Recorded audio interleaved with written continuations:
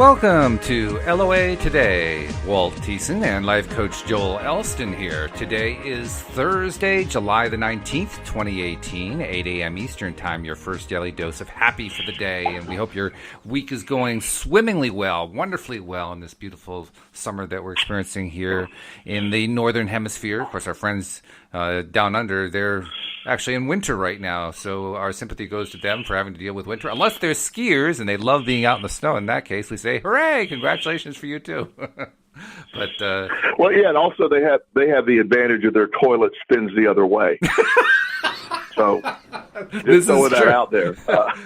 Yeah. See, now that's an interesting take on our topic, because our topic today is perspective. You just found a very fascinating way to change perspective. Which way does the water go down? Exactly, and then I actually had a friend from down there send me a video of the toilet going down, and it does go the other way. Oh yeah, it does. It's true. That's funny though. That's really funny. Thank you. I needed that laugh this morning because I have to honestly admit my perspective the last couple of days hasn't been ideal compared to where I want it to be. I've had some fairly down times. I mean, I try to stay up on the podcast, but there have been times where my perspective just has been missing, and I keep trying to get back to it. You ever have those times where you're trying so hard? You know how important it is to feel good. You know how important it is to stay in alignment, as Abraham likes to say, and you just can't get there. And I know it's about the perspective, but when you're in there, like my perspective keeps going back to the what is itis, as Wendy calls it. Like, here's what really is. This is what is. You can't look away from what is. Well, and when you're in the mud, you see mud. When you're in, and that's where the perspective and your power over it comes so entrenched. And obviously we spent a lot of time on this topic this morning, and I'm being facetious because we literally spent maybe 8 seconds because we were running a little late, both of us. That's right. It's at the end of the day, it is the default topic of the law of attraction. And so what I was doing yesterday, I had a call, at a referral from a lady, and she left me a message on the phone, and I'll go somewhere with this because it's going to start off and not really get much better, but I'll tell you where we're going with it. Okay. She called, and her message was she has a really bad gambling problem, and I was referred to her, and she said she was disabled, and she mentioned in the phone message that she was disabled probably 5 times. And then I called her, and she was describing a scenario. I said, well, please tell me a little bit about your gambling and where you're at. And I always take notes when I'm taking calls. In a 17-minute phone call, she explained to me she was disabled 18 times. So a little more than 1 minute, one a minute. She was disabled. And again, this is not by any means judging or attacking. It's just putting her perspective of everything is she's disabled. And she's helpless because of her traumas and everything that she's been through. When she was younger, she had surgery.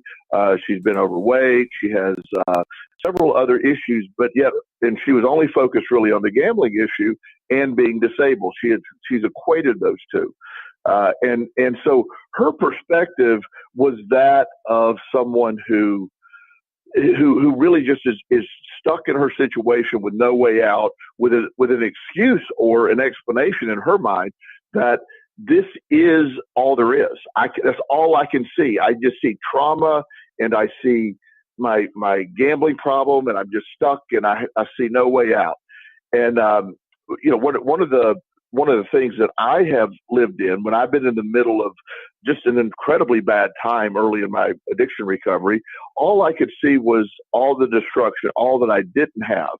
And I didn't have much. And however, I learned at some point to understand that I'm just going to keep getting what I keep seeing. And that seems so obvious that you're in it, you can't get out of it. And when people have tried to practice the law of attraction, starting at such a low level of energy and everything is around, just getting past the victimhood of it or where you're at is so incredibly hard that a lot of people just don't think it works. But once you have the ability, like within your orbit, when I'm having people, look at your orbit, what is there right now? When you have an environment to live in, you have people who care about you. No matter where you can find any kind of thing to change the perspective. I don't know what that thing is individually for every person. That's why it would be such a different. But when you can just get to a place of, well, at this exact moment at 8:06 Eastern time on a Thursday morning, I am really in a good place. Now, it doesn't mean I'm not facing challenges, but at this exact moment, right now, if I could figure out how to just live right now and adjust my perspective in right now, today there's limitless possibilities. Whatever problem I'm facing, I can solve that today. It could be solved today, or I could begin a process of solving it today. But it becomes adjusting. It's like tuning a frequency on your radio dial. Tuning in the perspective to something that matches what you're trying to receive. Your perspective is something that the lens that you view life through is what creates your reality. And that's knowing that you have a power over it, complete power over your perspective. It seems like a no-brainer, like you're talking about. Why can't I just flip the switch? I know. Because everywhere you're looking, well, just like what you're saying, it feels like there should be a switch that you flip. So, but even if there's not a switch, okay, I recognize there's not a switch.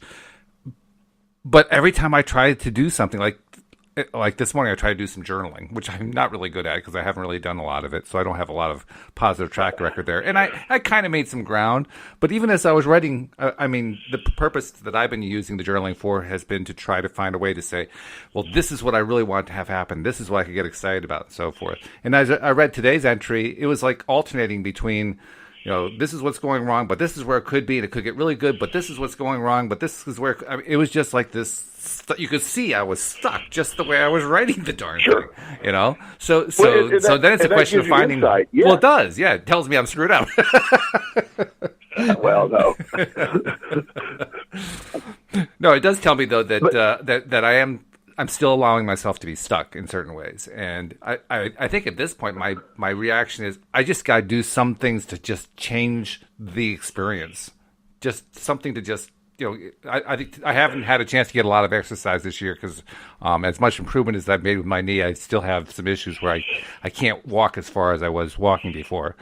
And I have been healing, so I'm thinking maybe I try to go out and risk the pain and see if I can get some exercise that way and get out and explore the nature again, because that always worked for me. So maybe that becomes my next step.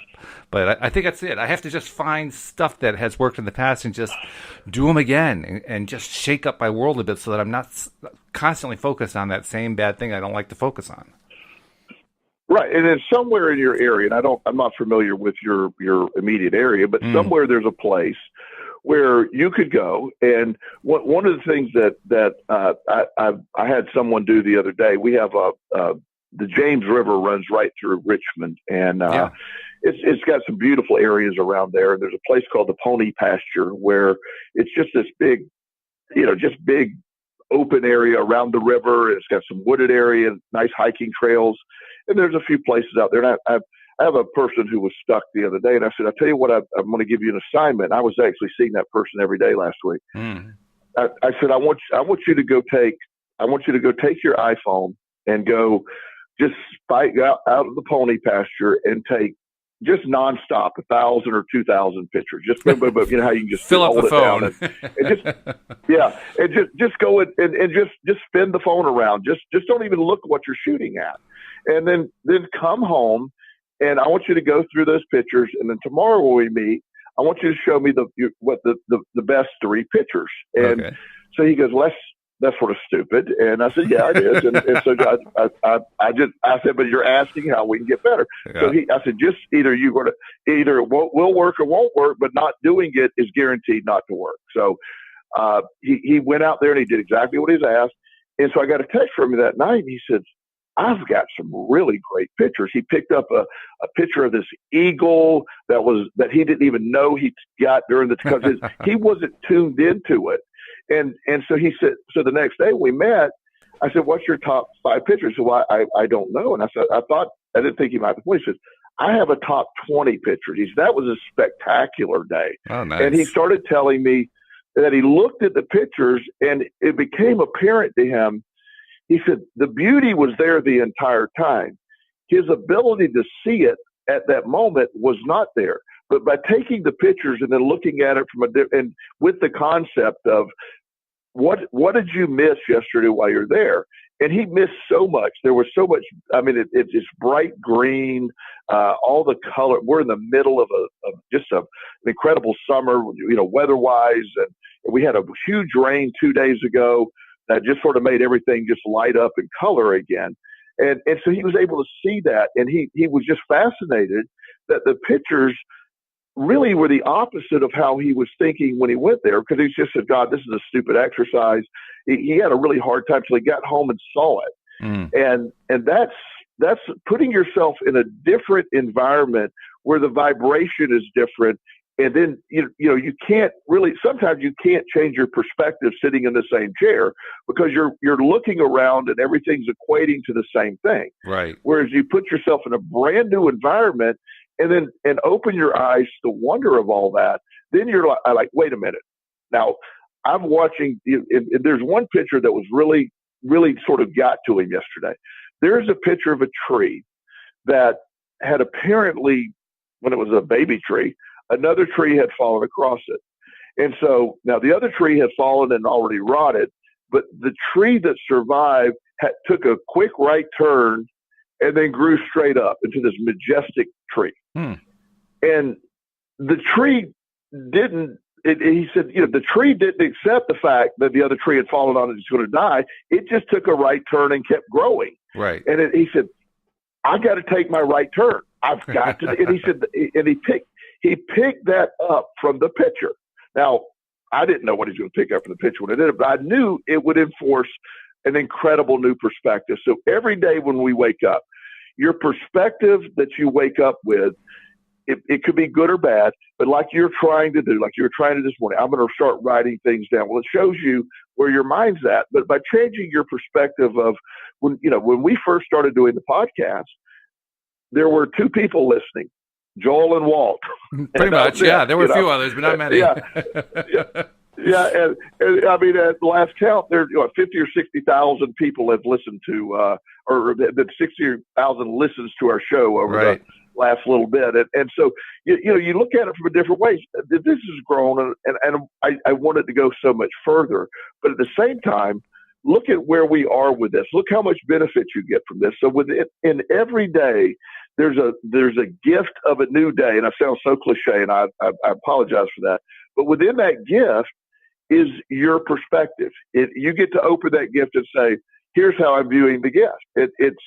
It doesn't matter what we go into the day with. You can flip it, and I wish it were a switch, but you need to find the tools. And when I say tools, and I say we need as human beings using the law of attraction, we need to find the tools that match us.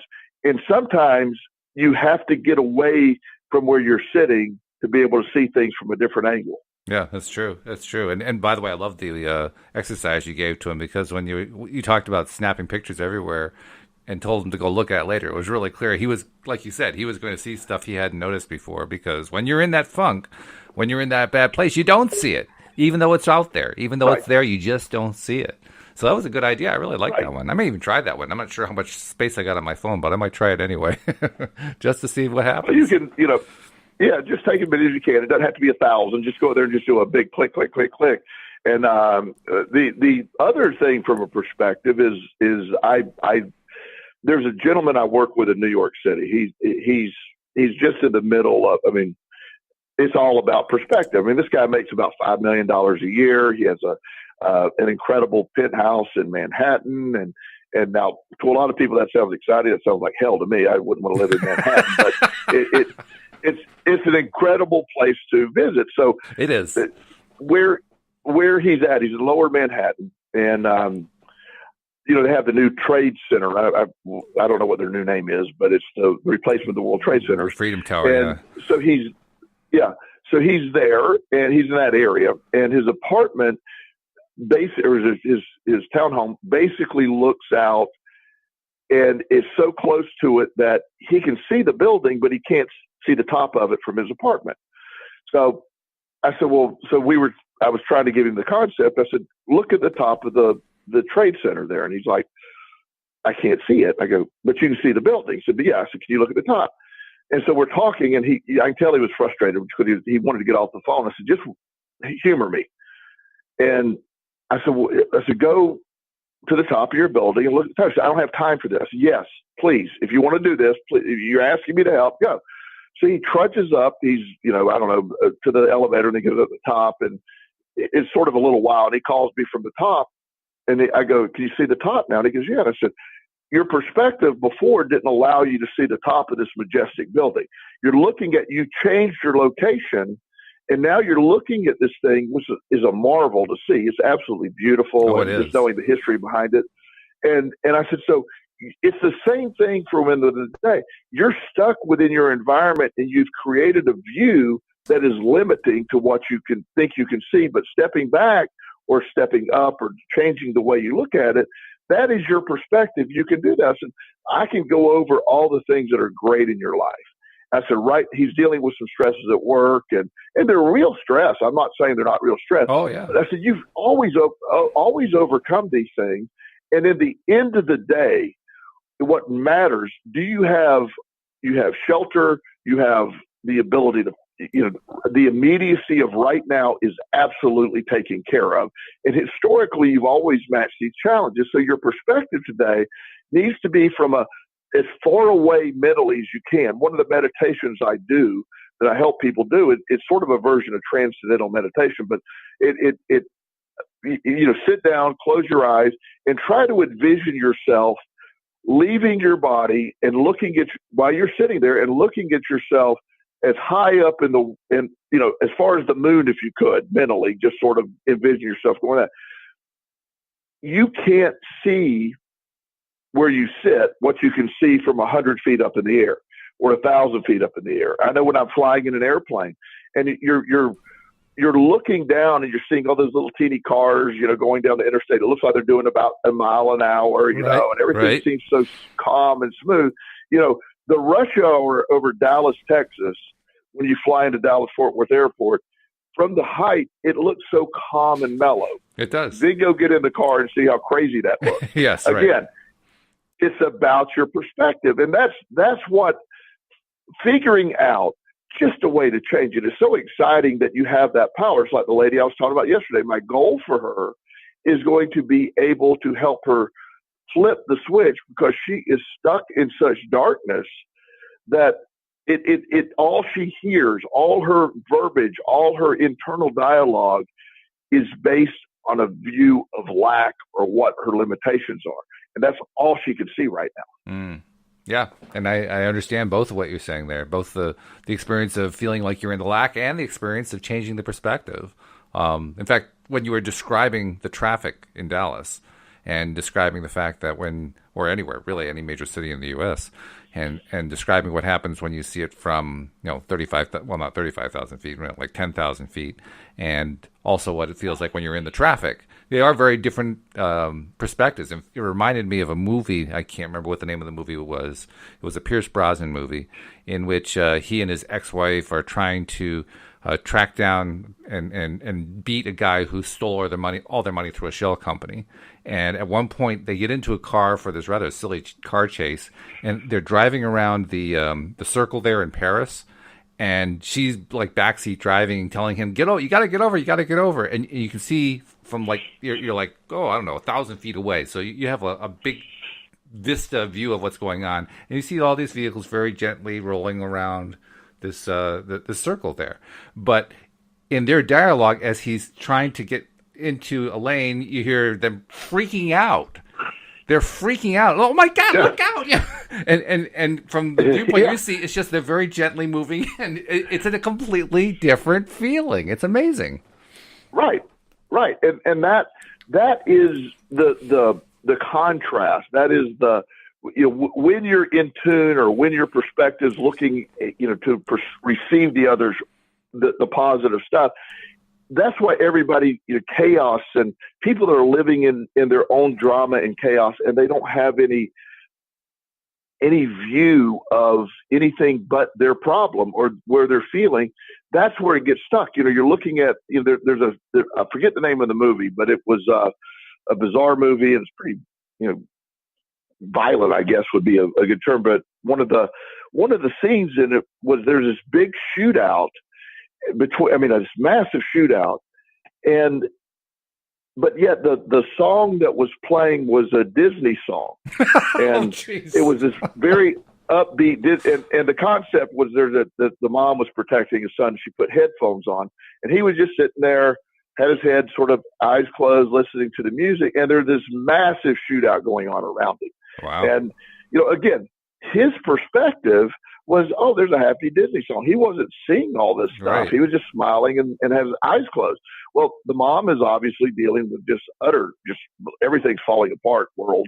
And it's such a difference of what was happening versus the ability to look at it. And that's that way in life. That's what I love of when I can do all this, when I can say, yeah, I will look at life from the view that I want to be able to look at it. I'm in charge of that. And so I wake up every day with a feeling of empowerment because I can do that. For a long time, I was disabled by my belief that I had no power in this equation. Well, this is probably a point where we should bring up the "you've got your head buried in the sand" argument, because it could be argued if it wasn't a child who had the headphones on, it could be an adult who is oblivious to all this terrible thing that's going on that could kill him at any moment. But he's got his head buried in the sand, or his mom buried his head in the sand by putting on the headphones, so he's not aware of this terrible thing that's going on immediately. He's in imminent danger. How can you possibly say that this is a good thing for him to be in that state? Well, now, let me back up. I didn't say it's a good thing that he's in the middle of all that. I am saying that him worrying about it doesn't change his position whatsoever. By him being fearful, if he knew where he was at and what was going on, he is in no more danger than not knowing. He's in not any better place either way. But the worry, being in the worry state, now obviously that's an extreme case of bullets flying around. That's a little different than what we're talking about. Yeah. But you're the idea, I've heard that before with people say, well, Joel, you just bury your head in the sand of the reality. And I go, yes, probably that works. Because I am not, it's not that I'm not dealing with life. It's just the fact that my perspective, I realize it controls the outcome for me, not for you, not for anyone else, but it controls the different outcomes that you are in, I'm in, and that's what I love about this. This is the beauty of everything. Is this is the argument most people make against the law of attraction, or thinking that how to use it in their life. Well, you're not a realist. I'm just being practical. Okay, you're being practical from your perspective. Once I change my perspective, every simple thing changes. Everything changed in my life. I had no option but to change, and that's where the difference comes. And it isn't that I'm aware of the chaos and drama around me. I'm aware that it exists. I'm aware of what people are going through. I just know when I get in the middle of that, the sky is falling for me as well. But if I'm not, my sky is not falling. And while the guy is next to me, sky is falling. I'm going to respond in a way that's going to make this such an incredible outcome no matter what. And that's what we're talking about. The idea that, there's people that, so you look at the other side, why does knowing or viewing the world from such a negative perspective, like when I ask people to turn off the news, but I must be informed, or that would be irresponsible if I weren't keeping myself informed. I go, how does being informed with the news make you more responsible? To me, it doesn't equal that. I do believe in keeping up with what's going on in like you do, or do headlines or certain things. Like, I understand that, but if I'm trying to follow the daily drama of Donald Trump and getting upset about which direction, you could have a stroke in one day. There's never been more drama than that, and so instead of getting stuck in all that, just accepting whichever way this is going, I'm going to be able to respond to that. that becomes a practice. It's a sort of a Buddhist mentality. It's sort of a, again, the mindfulness of at this moment is where I have to live in. The chaos around me, it's out of my control. The focus and my energy on the stuff that is in my control, that's where I got to place it. It's an interesting point that when you can actually be seated next to somebody else, you're in the same environment. I mean, as you were describing that, I was thinking like two people sitting on a plane. Two people, they're side by side, seated side by side. One person's world is falling apart. The other person's world is wonderful. They're in the same place. They're in the same location, but they're experiencing life in two entirely different ways. And I think what happens all based here, on their perspective. It's all perspective. I think what happens here is whenever we think about perspective, we tend, and we're not feeling about it in a happy place. We're feeling about it in a contentious place or a negative place in some way. So we're just not feeling good. When we think about perspective in those situations, we tend to turn the perspective into what's going on in our real world, in terms of what we experience. And it's an interesting thing. The person who is sitting in the seat on the airliner, at that moment in time, his real world actually isn't doing anything bad. He's just flying along.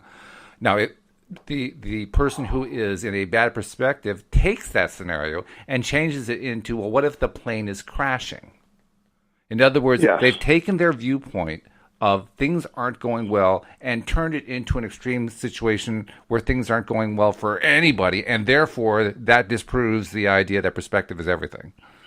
That's what I was just noticing. I think you have a great term for it. You call it awfulizing. But this is like the net result of awfulizing. When you awfulize far enough, you basically set scenarios in which everybody's getting hurt. Right. You create pathways of that entire thing. It's funny you bring up an airplane. I don't know if we've talked about this one before, but it's one of my, I don't know, probably 6 or 7 years ago, and things are going really well in my life, and as they are now. And I was on a plane to Denver, and I was in probably, I would say, the top 5 worst air flights I've ever been in. I'm not trying to exaggerate it. It was bouncing around pretty good, and at one point we dropped like 4,000 feet really fast, and the mask came down, and and some of the luggage compartment stuff, and you heard screaming, and so the lady next to me was just a basket case, and so she kept trying to draw me, and I was reading a book, and Joel is the one who's reading the book in the middle of a plane experiencing the worst possible turbulence. He's saying, oh, well, this is an interesting story. Right. Well, and I'm trying to read the book, and she kept asking me, she said, is it normal? And I said, probably not. And the flight attendants were buckled in their seats. And so, I mean, it was intense. And so finally, she, very frustrated, she looked at me, she goes, how can you be so calm? And I said, ma'am, I said, there's 2 outcomes here. The plane runs into the ground and we die instantly, or we land. It's just 2 outcomes. And both outcomes are totally out of my control. And I would like to finish this book before either outcome happens. And that's funny. Yeah, and I mean, and that it really was out of my control. And the pilot was obviously a great pilot, and he did a really good job explaining. He said, I know it's rough back there. He said these aircraft are able to handle 100 times more stress than we're putting on it now. Even though these massive we dropped 4,000 feet to an air pocket. He said all engines are working fine. We're at 33,000 feet, so we didn't lose anything. And he was trying to explain it. He says, I want everybody to just take a deep breath. Everything's functioning fine. We hit a bad weather system. And it calmed the people down because there was an explanation for it. And then obviously, once we get on the other side, it's usually in the middle of where the mountain range sort of changes, different weather things. And we land without event. And it just, there's people getting off the plane, they were exhausted. And the lady frustratingly said to me afterwards, she said, did you finish your book? And I said, it was excellent. Thank you. And it was, her perspective again was just so unusual hers was usual, mine was unusual. But it's just about where you're viewing. I've had flights. I remember coming back from Las Vegas in the middle of my addiction, flying from Las Vegas to Tampa, where I lost everything for the 10th time, and I was going to have to face unbelievable consequences. I was mentally praying that the plane would crash. Really? I Wow. was like, oh, this would be wonderful if it crashed. It would, I wouldn't have to deal with all this stuff.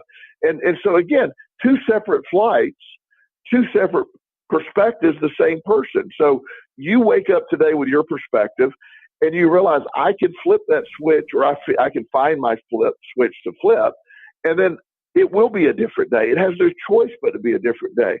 That's the beauty of what we do. That's why I love doing the show. Is I get to remind myself, as well as our audience, that I see this happen every day, and it's this awfulizing event, or it's this conditioning.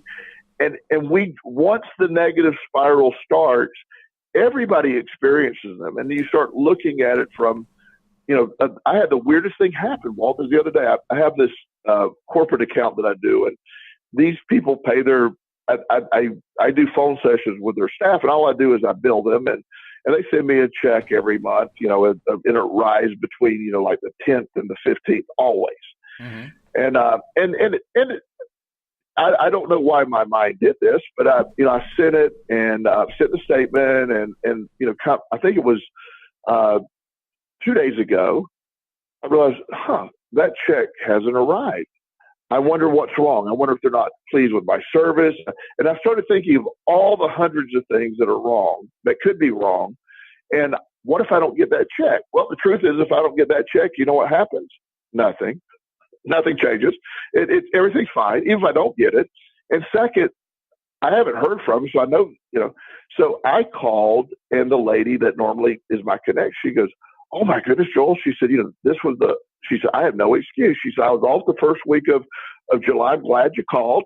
I will overnight it to you." I said, No. Just flop it in the mail. We're good. But in that little bit of time before I took action to figure out what was going on, I had a million scenarios of why that check wasn't there. None of them involved her being on vacation and forgetting to send it. And it's the way we're conditioned. It's a human condition.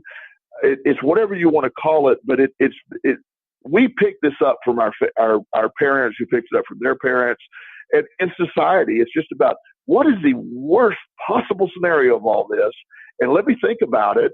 And well, I opened up the door for many possibilities. Fortunately, I decided to take action and pick up the phone, and none of it was bad. It was just simply, she apologized, sent me a very nice email. She said, "We really appreciate what you do for us. If I'm so sorry." And I wrote back and said, "Please don't apologize. It's really no problem. You guys, these people have paid like clockwork forever. So it's not, something that's a few days late. But I allowed myself to get in that mindset. And it just is something that daily I can revolve on other things and not look at the fact that, look, if that check doesn't come, if they never send the check, it doesn't really affect anything. I'm still okay. I love your story for a couple of reasons. The story I love it for the most. Yeah, the reason I love it for the most is that you talked about how, despite all the good things going on, you still managed to find a number of different ways to figure that things are going bad. Right. And right. I say that I like that part. I know it sounds strange to say that I like that part, but I like that part the best because it points to the fact that it happens anyway. And it drives me nuts that it happens anyway. I really want to find a way to just turn that off. I haven't found a way to do that yet, and I'm not sure that there is one, but I would love to find a way to turn it off. But even if I haven't found a way to turn it off, I at least need to have a strategy to stop it each time. And you had a good strategy. Your strategy was to say, it doesn't make that much of a difference. Now, is it easy to always say it? No, actually, it's not always easy to say that. There are times where, in your case, you're in a good situation. Financially, you're in a good situation, so the check really doesn't affect you. So it's easier to say it. When you were back in your day where you were still dealing with your gambling addiction, a loss like that would have been horrendous. It would have been a horrible thing. Absolutely. So it's a much more difficult thing to deal with in that situation. And yet, our perspective still rules. And so I think that really becomes my big question in my life. How do I, whenever I'm running up against something that is seeming really, really big, because I can foresee some pretty nasty consequences happening right now if this thing doesn't work out, how do I take a breath? And I think it goes back to what we talked about earlier. We talked about changing your perspective. You know, if it means physically changing your perspective, you physically change it, but you do whatever it takes to change that perspective. It's like an Abraham thing. Abraham says, Abraham gets asked, well, okay, I know I need to change the way I'm feeling about this. How do I change the way I'm feeling? And Abraham essentially says, you just change the way you're feeling, which doesn't sound like an answer, but nevertheless, that's the answer. It is, and part of what I have learned for me, and again, this is where my law of action mentality takes place, is when I'm facing something that has me in a situation, I said, what action can I take toward this? Will a phone call work? Will I, instead of worrying about the phone call, even if it's a phone call that I'm pretty convinced is going to be confrontational or not advantageous, or if I've screwed up, do I need to fix it? If somebody else has screwed up, what do I need to do? But that's when I try to flip for me, the most effective way is to flip the worry into action. What direct action can I take toward this? If I have no direct action towards something, that means it's out of my control, and my world had revolves around me not wasting energy on things that are out of my control. When this check did not come, the energy, the thing that was in my control was instead of worrying about it, let me pick up the phone. We talked about this. Again, I know I've used this on the phone, on the show before, but a long time ago, I was doing a lot of foster care work. There's a foundation in South Carolina. There's a gentleman that contributes a tremendous amount of money to foster care. And the goal of this foster care unit that he contributes the money to is to find kids in foster care adoptive homes. And these are traditionally harder to deal with kids and harder to place kids, older children, kids with other issues, that, typically more issues than the average kid. Right. So he donates a large amount of money. So every year we had this thing where I would go to, and me and the people on these that were on this committee, and my time was, I volunteered for this. I did not get paid for it. Everybody else was paid, but I volunteered. And so I just was so excited to be involved with this. So we would give an annual report, and he would be there. There'd be 4 or 5, other people, and then the workers. And so we had this little event at sort of in a conference room at a hotel.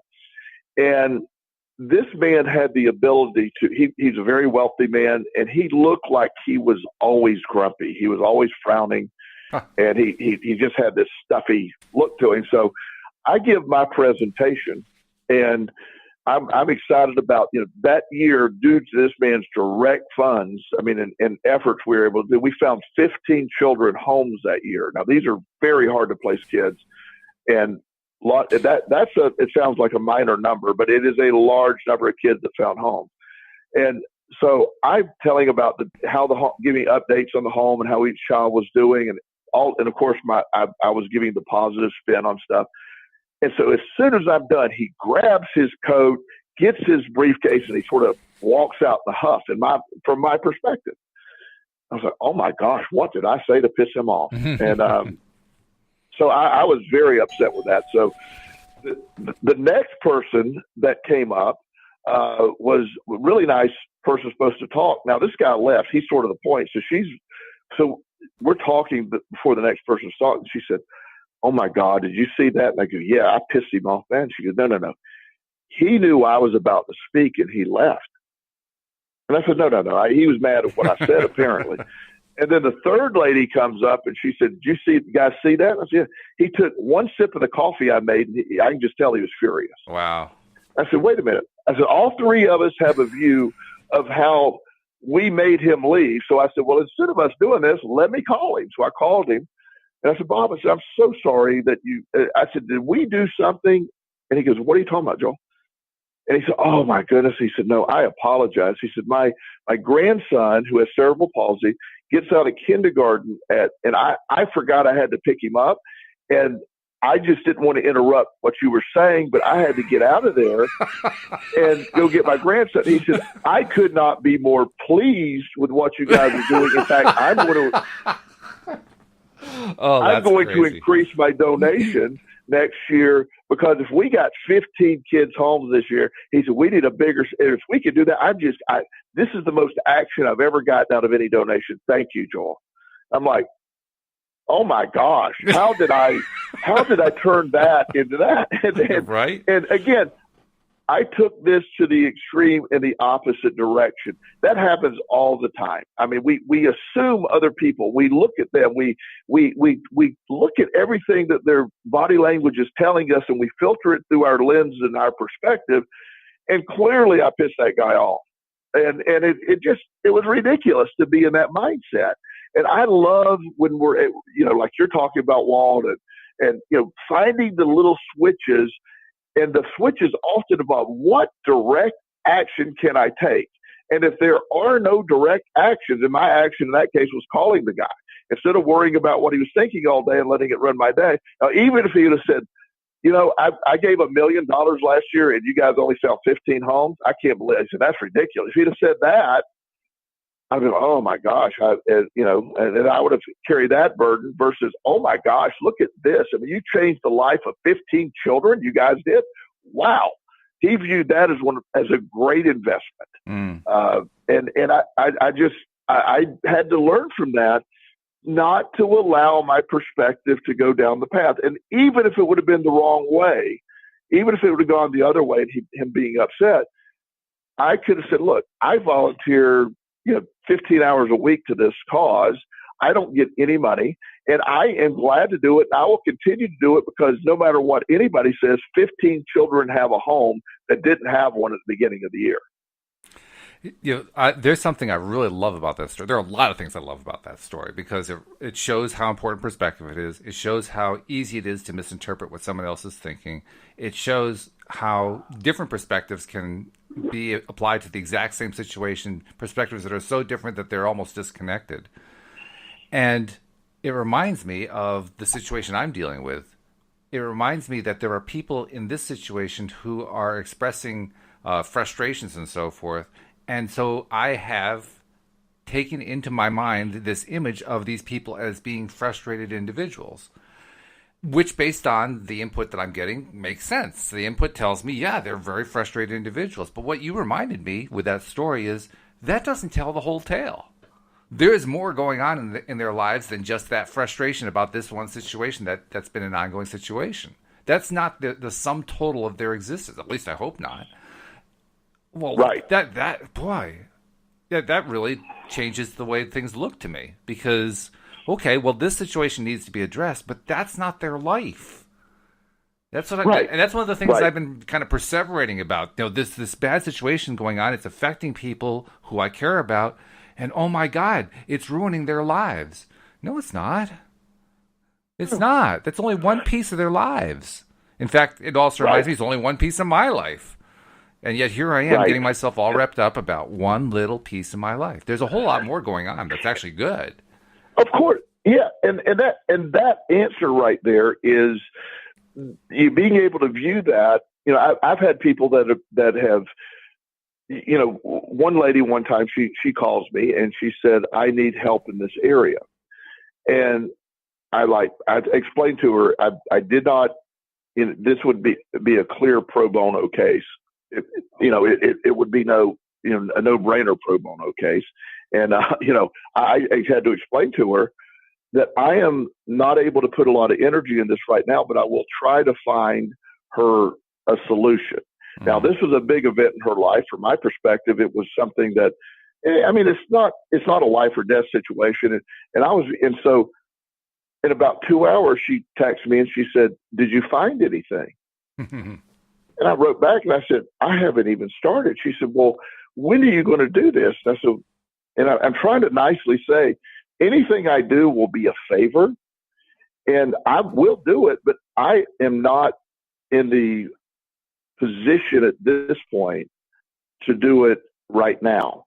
So finally I had to go to a place of, I had to call her and say, ma'am, I can't help you because this is the biggest event in your life, and it's not a big event in my life. And if you somehow think I have the solution to your event, then you're going to always be displeased with my service. And after we were able to, she said, I get that. She said, I said, in the big scheme of things, this isn't that big of a deal. And she was able to hear that in a different way and flip the switch. Good and for her. That was pretty awesome. That's very good. But and sometimes it takes that to, like you're saying, how bad are things? Is somebody's life on the line over this? Let's start there.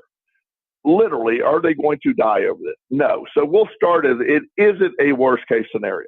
It just isn't. Now, there's stuff that's important that doesn't require dying. I get that.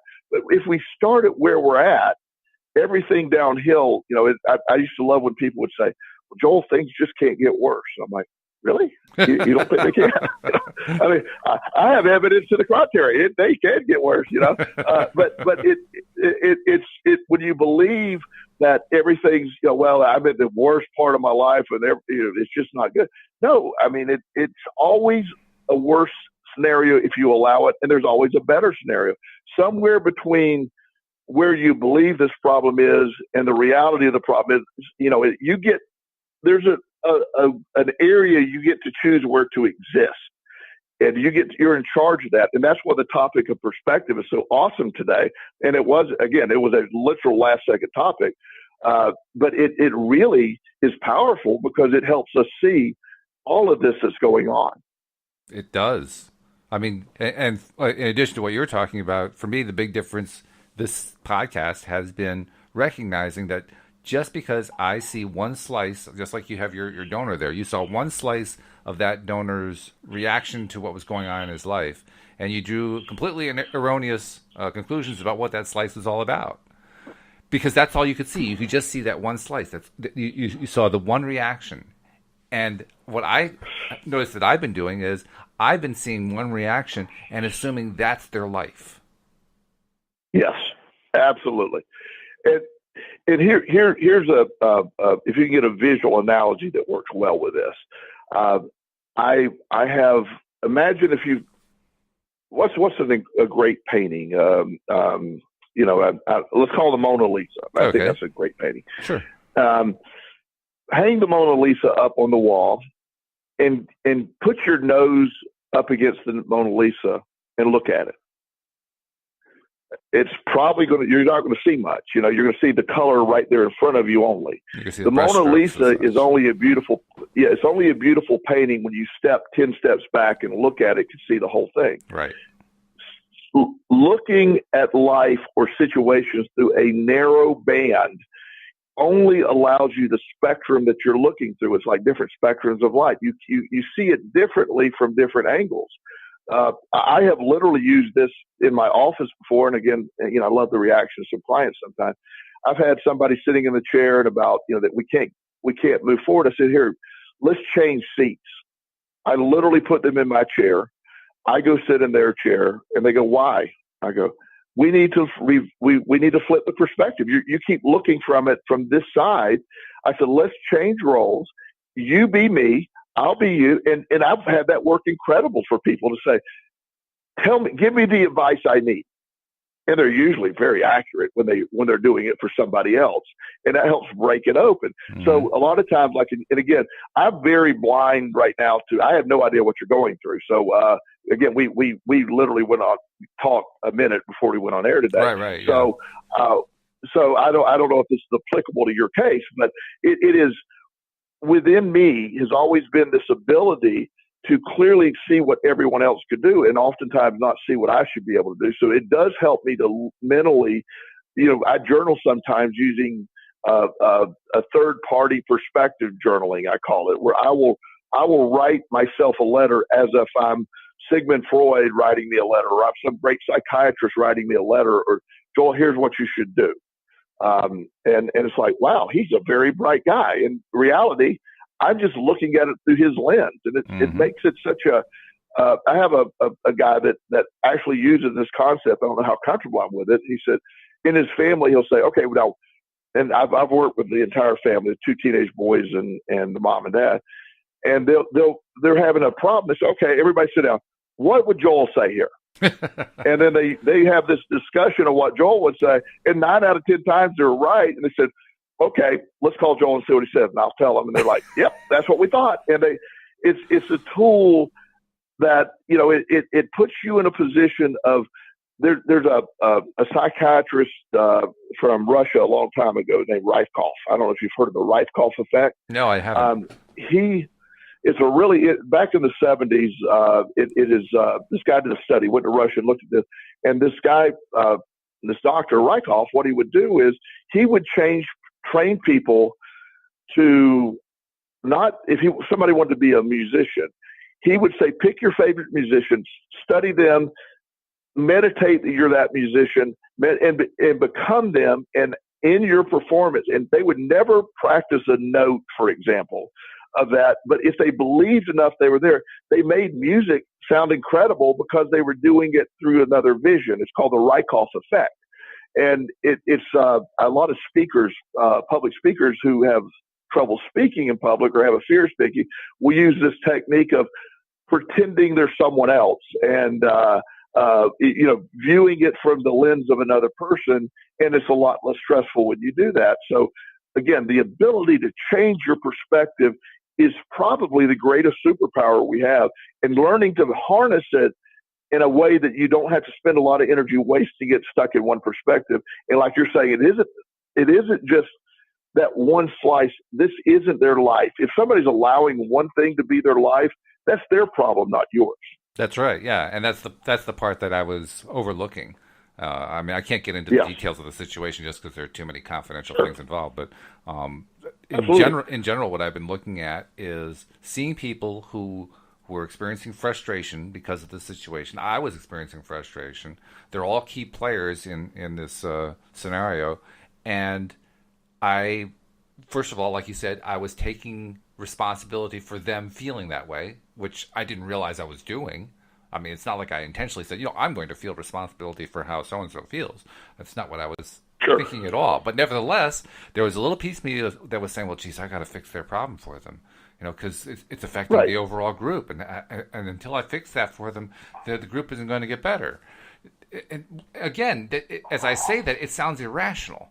But nevertheless, that was kind of like a guiding thing going on within me.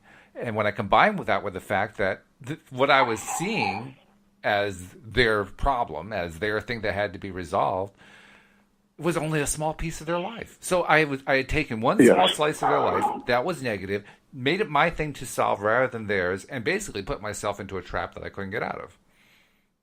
Absolutely. And you instantly change your perspective by processing it that way right now. Exactly. You change it. Yeah. And it will not control you. It will. It's just that it's that simple, but it's so complicated at the same time. It's just so. That's the baffling piece of all this. It seems so. Well, of course, my goodness. I mean, it's simple to look at it this way. Right. Well, when you're in the middle of it, it's not, and that's why the ability to, when Napoleon Hill talks about having a mastermind meeting or having a group of people of similar thought talk, that's where you get ideas and energy that pulls you out of that. I have a few like-minded people, some therapists, some coaches who, we'll occasionally get together and, come to my office and order something and for lunch and just sit around and we have no intended topic. We just start talking about things and what's bothering you, what's been your challenge this week, what's going good this week, what are you thinking, where are you stuck? And I really am never shocked, but I am always amazed at what comes out of those meetings. I've seen incredible things. So, having that ability they're my perspective changers. I call them, it's called a mastermind meeting, but I call it perspective changing. It's really an adjustment by you need the right-minded people to do it. You don't want a bunch of awfulizers in that meeting because, Lord, we might as well just all quit and go, live in the woods. For the pending doom here. But, right. It's just an amazing way to flip it. And you've done that during this call or during this broadcast, as well as reminded yourself, it isn't that you didn't know all this. It's just you needed to bounce that off, say it, and that's where your power exists. And to bring the law of attraction into it, the question some people are going to ask is, well, what does law of attraction have to do with this? Well, I can tell you. Last night, I was asking my inner being. I was saying, inner being, hey, the rest of me, pay attention because I need help here. I need to know how to solve this thing. I have no idea how to solve it, and I need you to get me to wherever I need to be in order to solve it. And the answer that I ended up getting was this morning, you and I were trying to figure out what the topic was going to be. And I said, Joel, I don't know what the topic should be. And you said something, well, let's say do something with perspective. I said, okay, perspective, use it or lose it. You said, okay, that sounds good. And that was the law of attraction delivering the answer to me. Because by making the topic perspective, it enabled us to set up this whole conversation that got me to the point where I could finally see what was really going on. Thank you so much. I appreciate the law of attraction. I appreciate it, Inner Me, and I really appreciate Joel Elston. Thank you so much. You helped me get there. Well, I'm glad, and again, that you did that. You did it, and it's an important thing to see that with that law of attraction, with the perspective is the law of attraction. That's the $1 million answer. When people don't understand, your perspective creates your reality, which is how you're feeling. If it's gloom and doom or imminent problems, that's what you're putting out there. Or I need an answer. I need a solution. I'm looking for a solution to this. Putting out the energy of resolving. Then the law of attraction always brings it to you. You know, it's just such a different place. Sometimes I find myself, because things are going so well, it's almost like, okay, well, what should I be doing next? Where's that next? It's almost like the need something. And I just accept that the next step, I'm not on my final step. The next step will come when it's time. I'm doing the right thing. I find myself, it's like you spend a lifetime getting to a point where you don't have these concerns, and yet your mind almost always tries to create these concerns. Waking up with a feeling of what's missing, there's nothing missing. Things are going great, and more great stuff is on the way. I mean, it just happens that way. So the law of attraction it's involved with perspective, and that's where our power exists with it. Law of attraction responds to us, and we're in charge of it, even though there's times you can't see that. Yeah, there have been conversations that I've been having with Wendy and Cindy this week, talking about how the law of attraction, another word for the law of attraction is momentum, and how the momentum builds up positively or negatively, depending on what it is your perspective is. And what you're pointing out here is if you want to change that momentum, you want to reverse it or redirect it or something like that, that's where perspective comes into it. By changing the perspective, Absolutely. We set ourselves up so that we can change where the momentum goes. Completely. Yeah. Well, this has been great. Thank you very much for... you gave me a therapy session today. That was good. Well, I mean, it wasn't intended, but it worked out well. I know. I just, it was like one of those things. It was good. To me, it reiterates that I never am able to predict in advance how a resolution is going to come. Every time I try to predict, when I ask for a law of attraction solution, I try to predict how it's going to work out. It never works out the way I thought it was going to. It never even goes in the direction I thought it was going to go into. And one of these days, I think I'm actually going to learn, give up on trying to figure that out, Walt. Don't even go there. You just drive yourself nuts when you do it. Stop doing that. Yeah, let go of that outcome and just let it be. Absolutely. Before we go, how does somebody reach out to you? Because I do get a lot of people asking, how do you reach Joel? Because he's got such great perspectives, and maybe he can help me with Problem X. How does somebody reach you? JoelElston.com is my website. My email is joelelston@gmail. Either way gets me. I'm responsive to messages, and if I can't help you, I will send you in the direction that will get you help. Feel free to contact me if anybody's interested. It's been a pleasure, bud. I'll talk to you next week. All right, Walt. Have a great one, my friend. You do the same, and we'll see you all next time as well here on LOA Today. Goodbye, everybody.